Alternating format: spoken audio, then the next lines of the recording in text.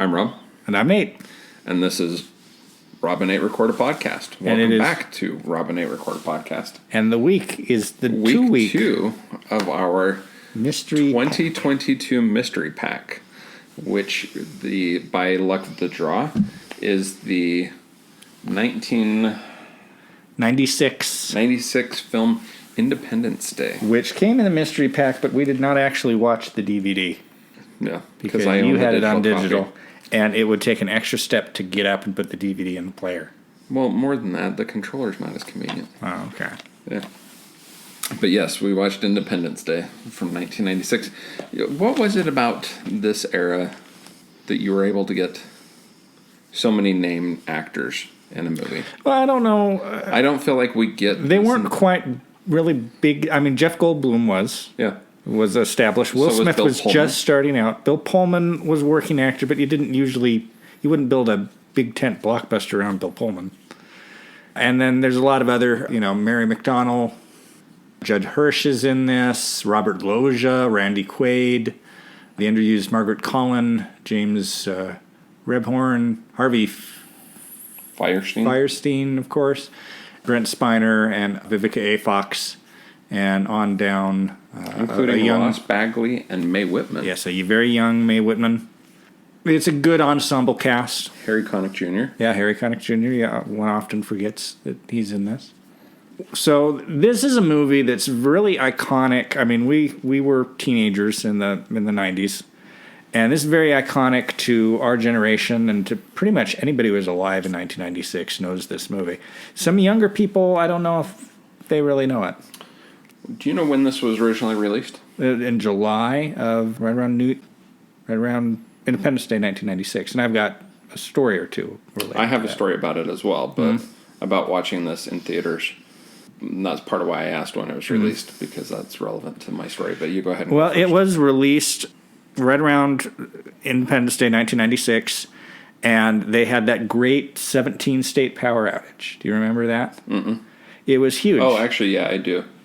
Vaguely. I mean, obviously I wasn't impacted by it. But. So my friend Jackson Irish, who's been called out on this show, referenced on this show before, he has the best Independence Day story I know of, because he went to sit in the theater, and when he came out, all the power was out. And the power had kept on in the theater because they had an emergency generator. And of course, you come out of that movie, the power is out, something suggests itself. What happened? But I saw this theatrically, and I recall being, and this seems a little silly now, quite moved by it. Oh, yeah? The scale of it. And I remember seeing the posters for it months ahead of time, and I was a nerd, and I like science fiction-y stuff, alien stuff, but alien invasion films was really a 50s thing, or associated with the 50s and 60s, and there hadn't been a big-scale alien invasion film in I don't know how long. And this kind of inaugurated... It's a sci-fi film, but it's also a disaster movie. And it kind of re-inaugurated disaster films, because shortly after this we had the various volcano films and Dante's Peak, and then the director, Roland Emmerich, kept pulling out... This is the best thing he ever did. And everything else has been an attempt to recapture this, and none of it's worked. I like Stargate quite a bit as well. Stargate, and Stargate was before this. Yes. Stargate was intended to be... Star Wars was intended to be a franchise, but it just did middling. And Independence Day was intended to be a standalone, and then 20 years later they tried to turn it into a franchise, and it was awful. Yeah. But the standalone is... This is the best thing he did. He kept trying to imitate this formula. He's got one coming out this weekend, Moonfall, which looks absolutely ridiculous. Let's look at a few of his titles. It seems like he gets producer credits on basically everything that he also directed. So Noah's Ark in 1984, he was the director. Making Contact in 85. Ghost Chase in 87. Moon 44. So, I mean, you can start to see some themes. Yeah. Universal Soldier from 92. That's the first one I'm familiar with. Stargate from 94. Independence Day in 96. He did the 1998 Godzilla. Yeah, it was awful. He did 2000's The Patriot with Mel Gibson. Okay, that's good. The Day After Tomorrow has its charms. Yeah. 10,000 BC from 2008. I haven't seen it. 2012 from 2009. Bit of a guilty pleasure. Anonymous from 2011. I'm not familiar with That's that one. his Shakespeare. Somebody other than Shakespeare wrote Shakespeare. White House Down in 2013. All right, that was kind of fun. Stonewall from 2015. The 2016 Independence Day Resurgence. He did a movie in 2019 called Midway. Are you familiar with that one? I'm aware of it. Yeah, and then he has Moonfall coming out here shortly.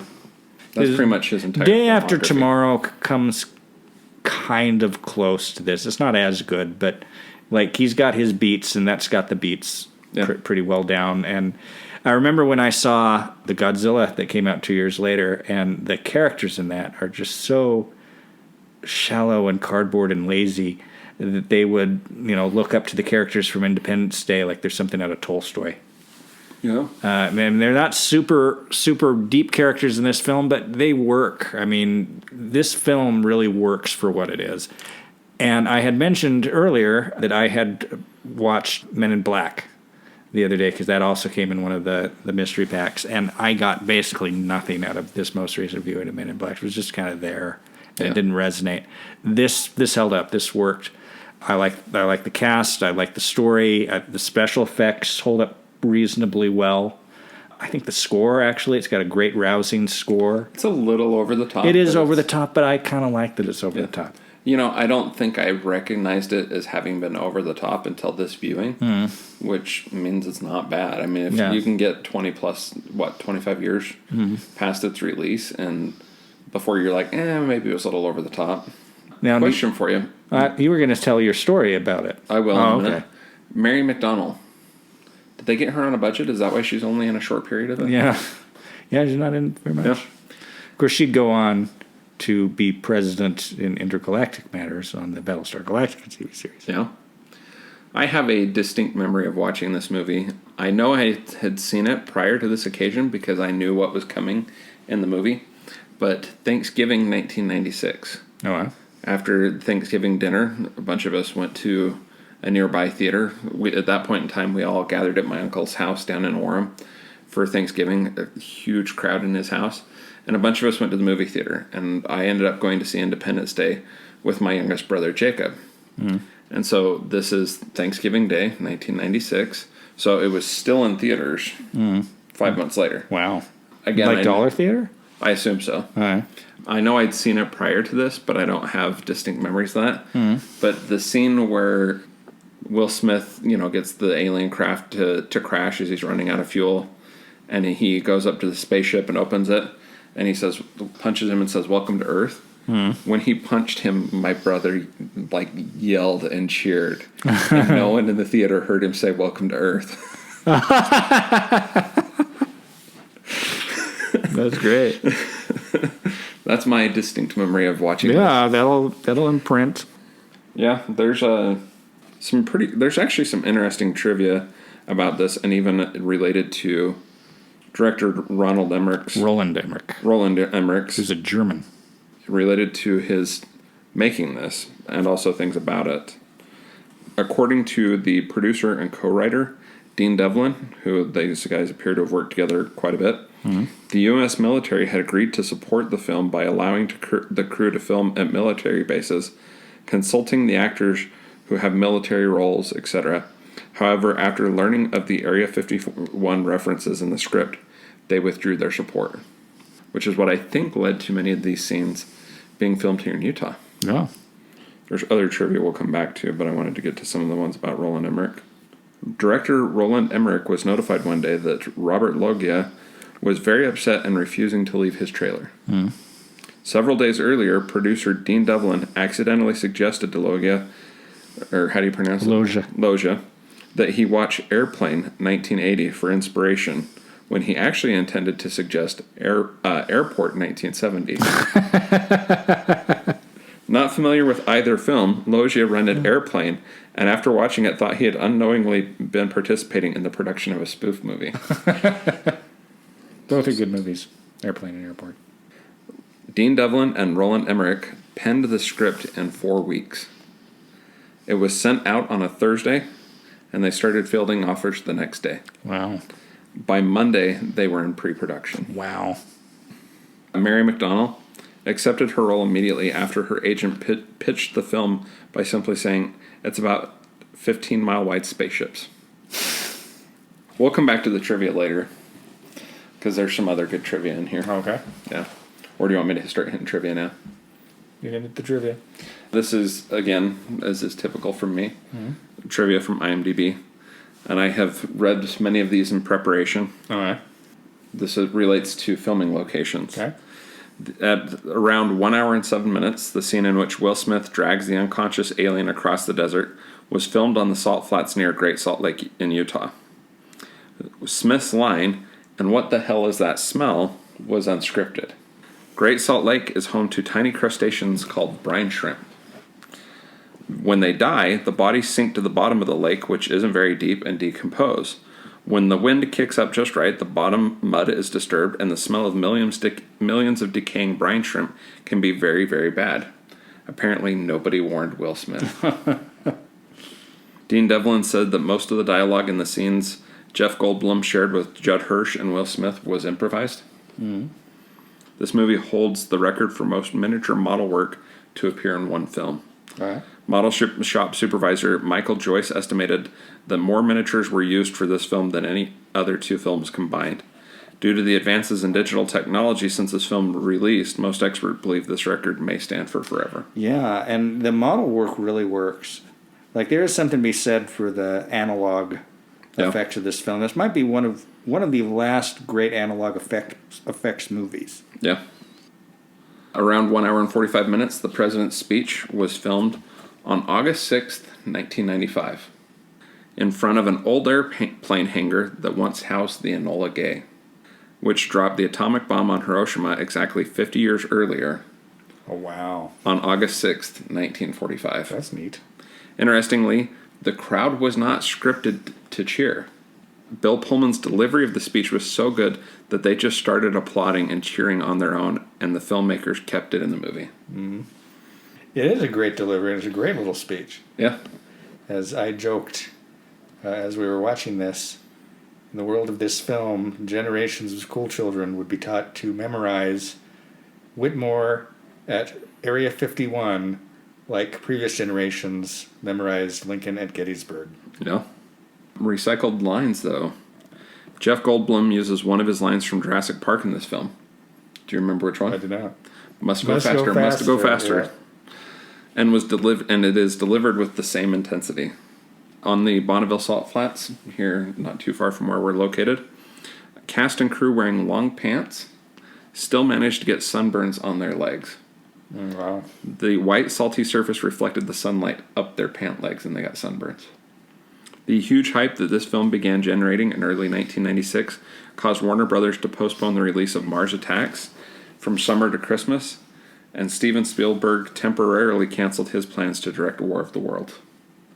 According to the liner notes from the recent La La Land Records limited release of the complete score by David Arnold, the drum rhythm heard during the invasion scenes near the beginning of the film are Morse code letters DIE. Oh. Kind of a nice little Easter egg. When the White House was blown up, the White House which exploded was built at half scale just to be blown up.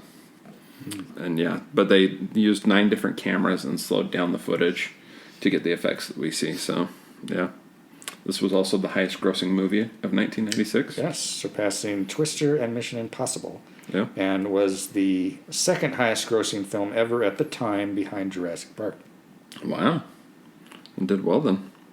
One interesting note for you, except for the biplane during the crop dusting scene, any airplane seen in the air in this film is either a model or computer-generated effect. And one of my favorite trivia items for this movie. Okay. The film was banned in Lebanon under pressure from Hezbollah because it included scenes where Israeli and Iraqi soldiers joined forces. In the montage where militaries around the world signed on to the U.S. plan for counterattack the alien forces. For the last few decades, Lebanon officially boycotts any form of entertainment that features Israelis. Oh, wow. That is a very small, very minor scene in this movie. Yes. And it's interesting. I find it very intriguing that short scene, rather than getting clipped, is what got this banned from Lebanon. Roland Emmerich and Dean Devlin got the idea for this film. Are you ready for this? Okay. While fielding a question about the existence of alien life during promotion for Stargate in 1994. A reporter asked Emmerich why he made a film with content like that if he did not believe in aliens. Emmerich stated he was still fascinated by the idea of an alien arrival, and further explained his response by asking the reporter to imagine what it would be like to wake up one morning and discover 15-mile wide spaceships were hovering over the world's largest cities. Emmerich then turned to Devlin and said, "I think I have an idea for our next film." Mm-hmm. And it was their next film. Indeed. So, I think those are the main ones I want to share. There's quite a few of them. Yeah. But there's a lot of interesting tidbits about this movie. Yeah. So, this movie was a big deal. Yeah. And I'm genuinely impressed that it holds up. I really enjoyed watching it. Very seldom was I distracted with anything else. It held my interest. I mean, we're more than 25 years past this film's release, and it still seems like a solid, decent film. So when the sequel came out, I went and saw it in the theater.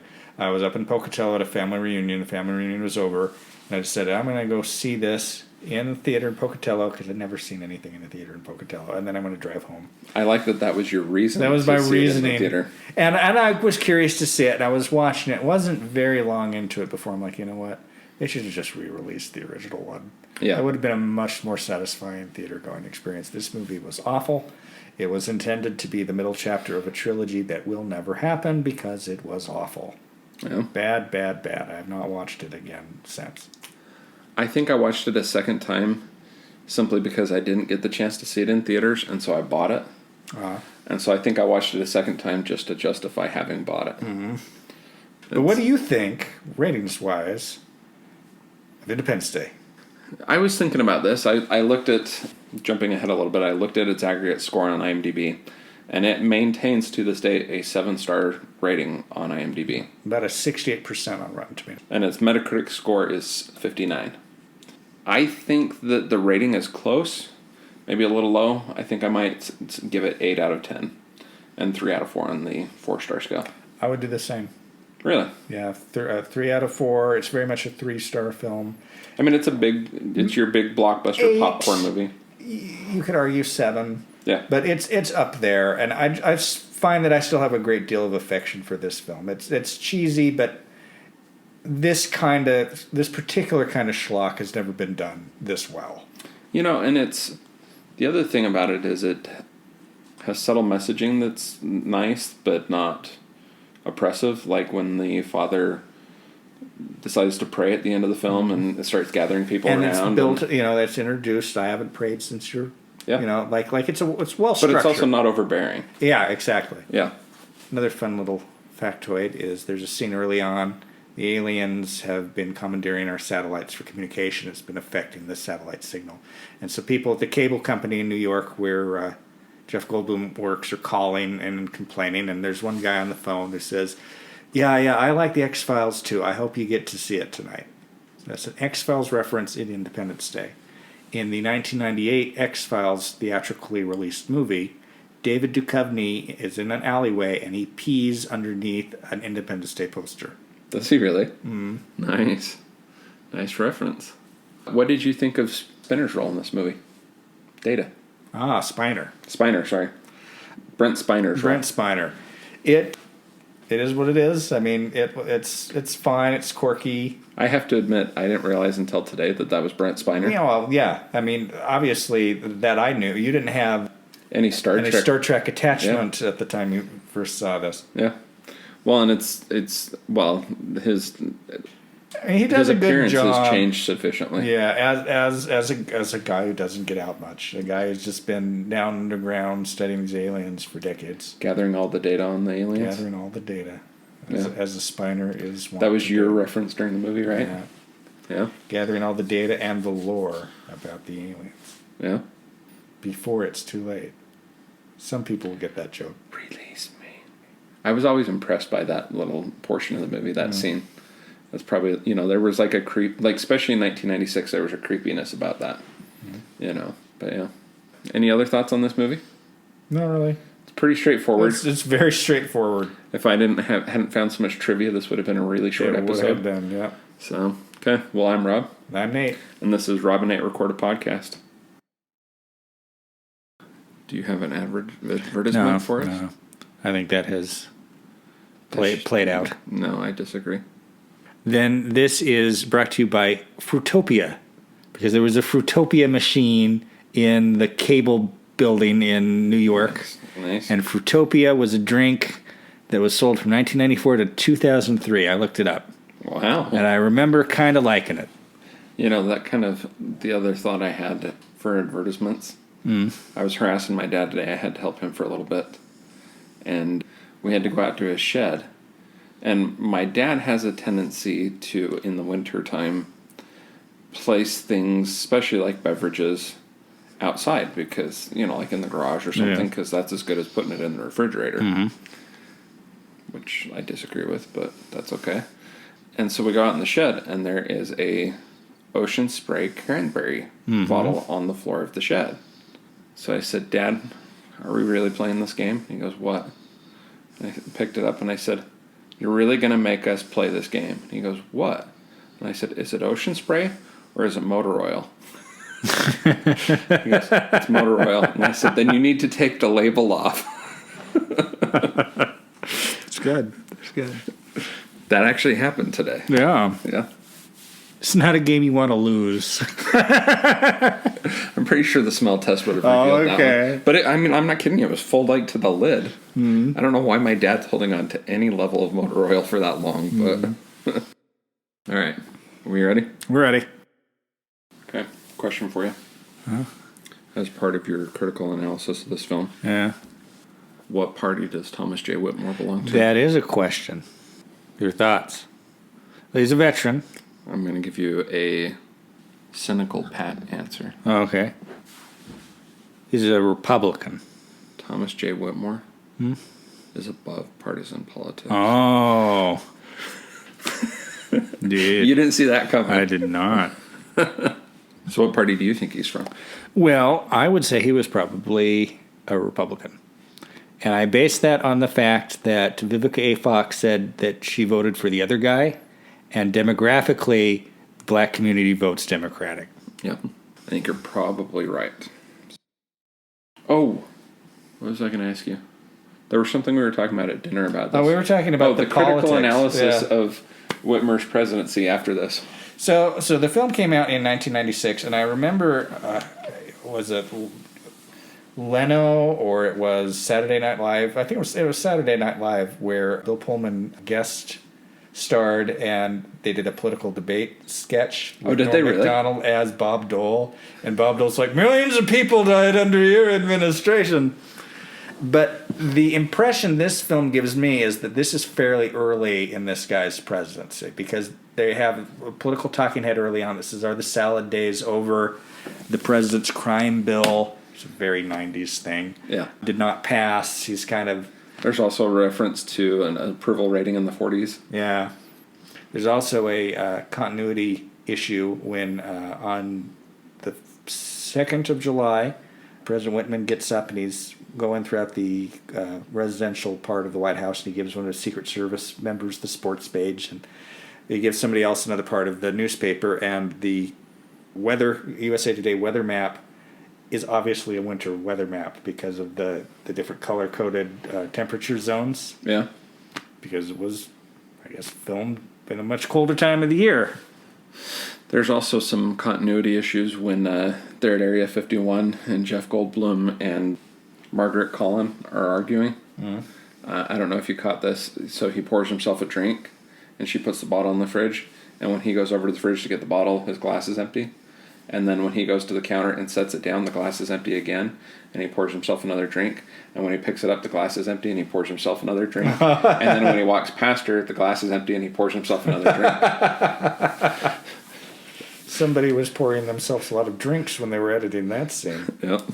So, yeah, this is fun, and there's a lot of little, just funny little things, and yeah. I'm glad it held up. I was a little worried after watching MIB that it wouldn't. But when was the last time you saw this? Part of me thinks I know that in 2016. I may have seen it in 2016, but I'm trying to remember how I would have seen it. How I would have, because I didn't have. You borrowed my streaming. DVD. Oh, I borrowed your DVD. Yeah. Okay, that's when I saw it. Because you wanted to see it in advance of the new one coming out. Okay. Yeah. That's the last time you've seen it, though? Yeah, that would have been the last time. You haven't streamed it off my... No, I have not. Huh. I know I've seen it since 2016, probably twice since 2016, but how much did it make? It made $817.4 million off a $75 million budget. 817 million off of what budget? $75 million. That's a big budget. It's around 10-ish times. How 9, does- 10 times. How do you get a budget for 75 million In off of 1996. and off of Stargate? Yeah, which was not, yeah. I know the studio just, I mean, it's a more straightforward sell. This was nominated for 2 Oscars. It won for Best Visual Effects, Yeah. obviously. Nominated for Best Sound. $75 million budget. Yeah. And this nearly grossed $1 billion in 1996. Yeah. But you said Jurassic Park grossed higher. Yeah. Huh. Dinosaurs over aliens. That's what was wrong with the last Indiana Jones. Aliens over archaeology. Should have been dinosaurs, Should have been dinosaurs. not aliens. Hmm. Not true, but still thought it might be a little bit fun. Indiana Jones in the Lost World. The Kingdom of the T-Rex Skull, I don't know.